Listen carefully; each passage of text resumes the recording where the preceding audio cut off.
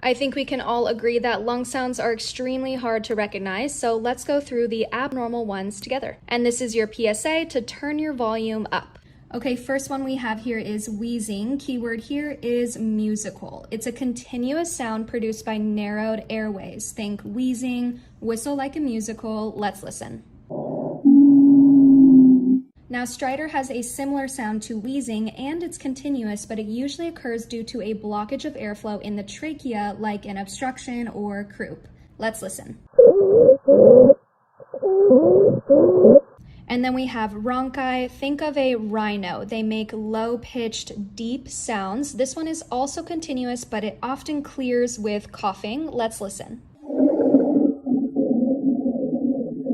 Now, there are two types of crackles, fine and coarse. These are intermittent and brief sounds. Fine sounds like when you are moving your fingers through your hair, and coarse is like wet bubbling. It almost sounds like popping at a bonfire. Let's listen.